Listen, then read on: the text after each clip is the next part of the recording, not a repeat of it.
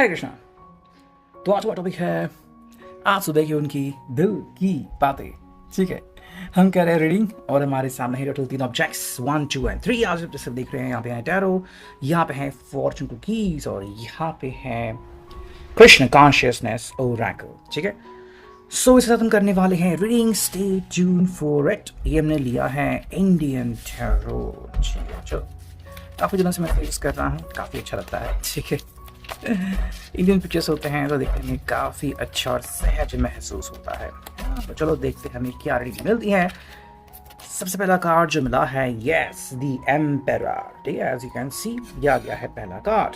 ठीक है, अगर हम बात करते हैं इस कार्ड की, तो सुबह सुबह की शुरुआत इस व्यक्ति के लिए काफ़ी सही और काफ़ी बेहतरीन लग रही है। क्यों? बिकॉज देखो यहाँ पे हम कह सकते हैं कि ये व्यक्ति जो है ना, वो फील कर रहा है कि चलो भाई आज का दिन मान लो मेरा है, या फिर आज मैं बहुत कुछ डिसाइड करूँगा। ठीक है, जैसे कि अभी सैटरडे संडे आने वाले हैं एंड मोस्ट इम्पॉर्टेंटली वर्गोस के बर्थडे शुरू है।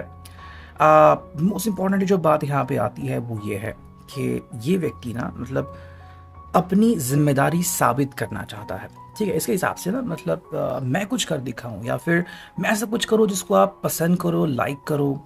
एंड मे बी अगर पहला ऐसा कुछ था कि आपको लग रहा था कि कुछ कमी है, या फिर ये व्यक्ति रिस्पॉन्सिबिलिटी क्यों नहीं लेता, या फिर डायरेक्टली बात क्यों नहीं करता, तो आज यहाँ पे हम इस व्यक्ति को इस तरह से देख सकते हैं कि चलो भाई I want to set an example. मैं बिल्कुल वैसे ही करूँगा जिसके मतलब जो आपको उम्मीद थी। ठीक है, तो आपकी जो उम्मीदें हैं वो डायरेक्टली वैसे ही कुछ यहाँ पे करने जा रहे हैं, ऐसा हम यहाँ पे कह सकते हैं। एरीज यहाँ पे आ गई है राशि। सेकंड कार्ड जो हमने लिया है, देखो यहाँ पे है द हर्मिट। ठीक है, यहाँ पे आ गया वर्गो, द हर्मिट। देखो जब भी बात करते हैं हम हर्मिट की तो काफ़ी इंपॉर्टेंट होता है, और बेसिकली ये कार्ड आ गया है एम्परर के बाद। ठीक है, तो जिसको को भी लग रहा है कि भाई ये तो अपने मन की करेगा, तो क्या ये सही होगा या फिर कैसे होगा तो आपकी जो फैक्ट है उसे क्लियर करने के लिए आ गया है द हर्मिट। देखो जब भी हर्मिट कार्ड आता है मतलब इंसान जो है वो सूझबूझ के साथ आगे बढ़ता है। ठीक है, मतलब ये व्यक्ति कुछ भी ऐसा नहीं करने वाला जो आपको लग रहा है कि भाई क्या ये हद से ज़्यादा आगे बढ़ रहे हैं, या फिर कि ये गलतियाँ करते जा रहे हैं और फिर भी बाज नहीं आ रहे, तो ऐसा नहीं। इस पर्सन को पता है लिमिट कहाँ पे है। सेकेंडली अगर आपको लगता है कि भी काफ़ी दिनों से ये मुझसे वैसे क्यों नहीं बात कर रहे, या फिर अगर हम बात करते हैं twin flame connection, soulmate connection की, तो वो क्यों नहीं महसूस कर रहे।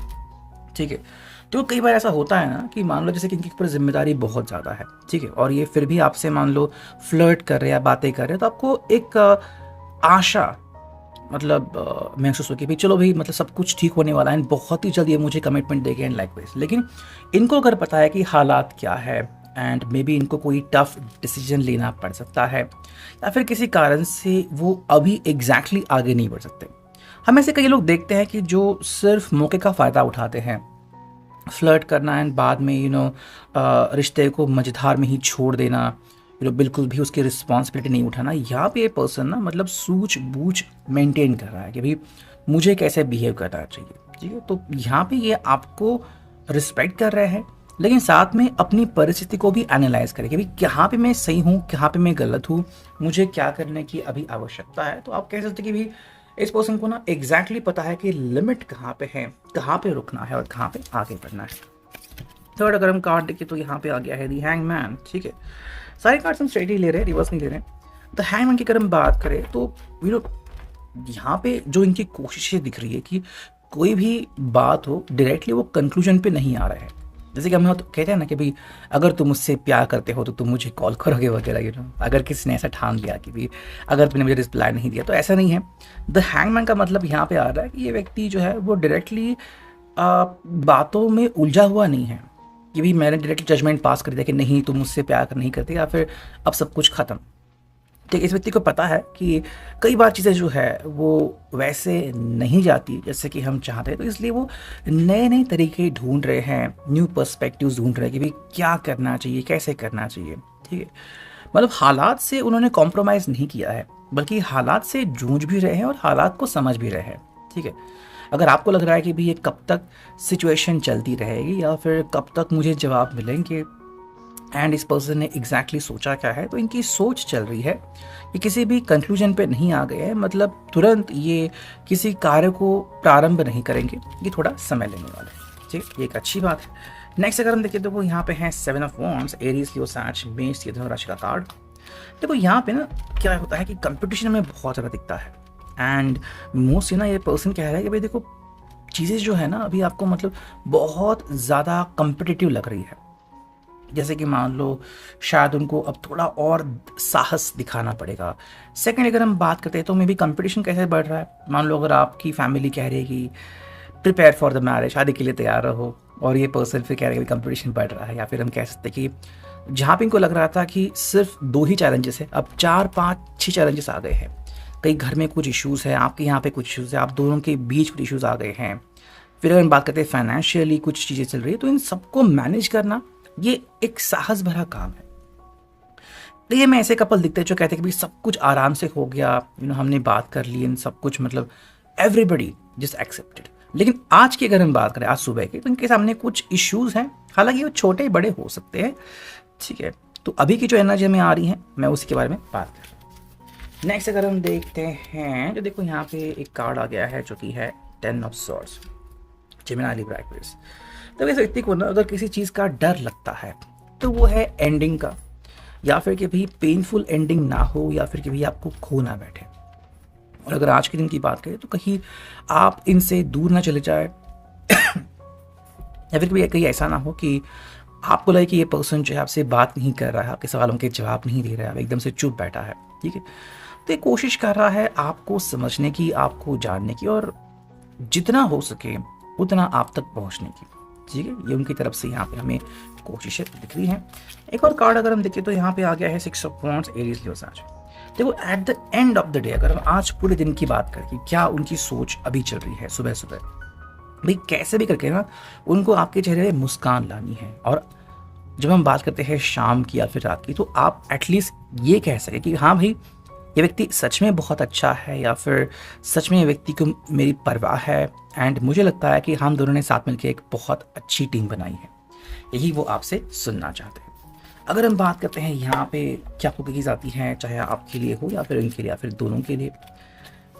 पहले कुकी जो आ गई है ट्विस्ट एंड टर्न्स। तो जो मैंने कहा कि कुछ चीज़ें या फिर कुछ ज़्यादा ही टास्क इनके सामने आ गए हैं, तो जो उनको पहले लग रहा था शायद कल परसों की चीज़ें आसान ही हैं, आज अचानक से थोड़ा सा ट्विस्ट आ गया है। शायद मे भी कल शाम को रात को फैमिली ने कुछ बोला होगा, या फिर अभी सुबह कुछ मैसेज आ गए हैं फ्रॉम द ऑफिस, या फिर वॉट कि उनको भी बहुत अब ज़्यादा काम करने की ज़रूरत है, समथिंग अबाउट फाइनेंस, है ना, वो चीज़ यहाँ पे हमें दिख रही है।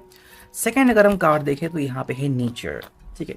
अब नेचर का मतलब क्या है, देखो यहाँ पे ना काफ़ी इंपॉर्टेंट है कि अगर ये व्यक्ति अपने आप को सुलझा नहीं सका, या फिर अगर इसको आदत है स्ट्रेस लेने की, एंड कई बार मतलब टेंशन में आके सिगरेट पीने की या फिर ड्रिंक्स करने की, तो ये आदत ये शायद छोड़ना चाहता है, या फिर इसको अपने आदत पे काबू करना है, बट इसको किसी सपोर्ट की ज़रूरत है। और ऐसे में आपका एक फर्म सपोर्ट इसके लिए काफ़ी इम्पॉर्टेंट है, क्योंकि बेसिक चीज़ है ना कि आप इन तक पहुँचे कैसे भी करके, ठीक है। लेकिन उससे भी ज़रूरी बात यह है कि आप इनको समझें कि ये व्यक्ति असफल नहीं है, ये कोशिशें करता रहता है, लेकिन जैसे कि हम देखते हैं कि नया दिन, नई शुरुआत, नए टेंशन, वही चीज़ हमें यहाँ पे दिखती है।